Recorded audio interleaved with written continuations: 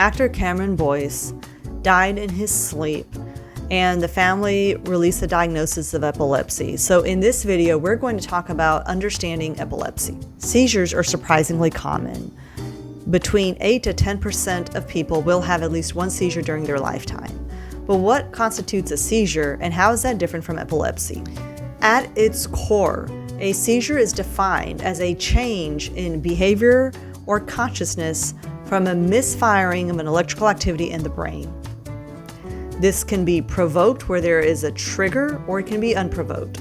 Common triggers include fevers, stress, trauma, infections, or even drugs such as drug withdrawal. In unprovoked, we cannot identify the cause.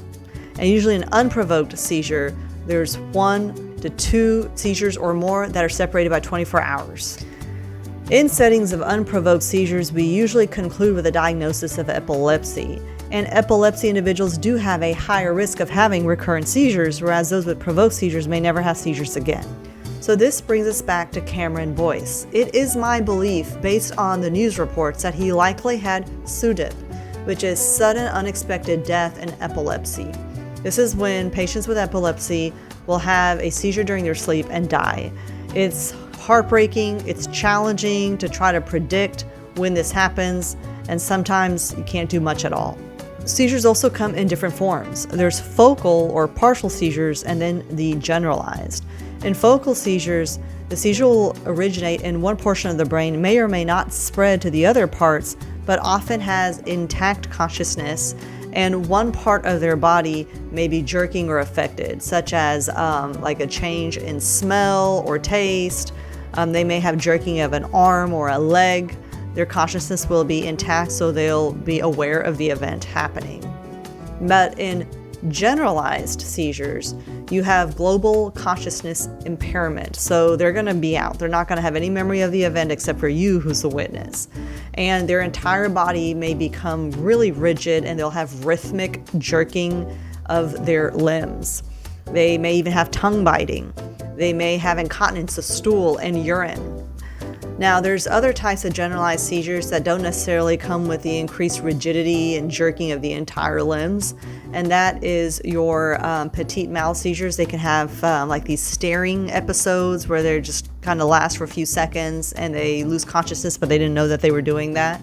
They may even have myoclonic jerks, where they have brief muscle jerks in their body. Here's what you do if you witness a seizure. Try to remove any harm or physical barriers around them. Do not try to restrain them. Do not put something in their mouth.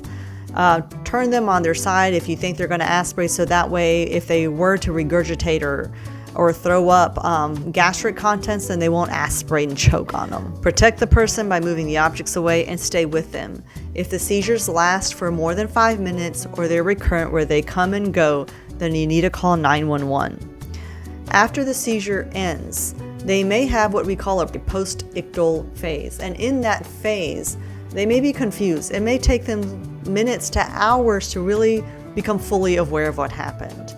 And they may notice tongue injuries, and then their pants are probably soiled from the stool and urine incontinence. This is a reminder that it's important to be aware of basic medical concepts and diseases. If you found this video helpful, please share it. Please like, give me a thumbs up, and subscribe. This helps me build my channel. Stick with me while I take basic medical diseases and concepts and break them down to make the medicine make sense. Until next time.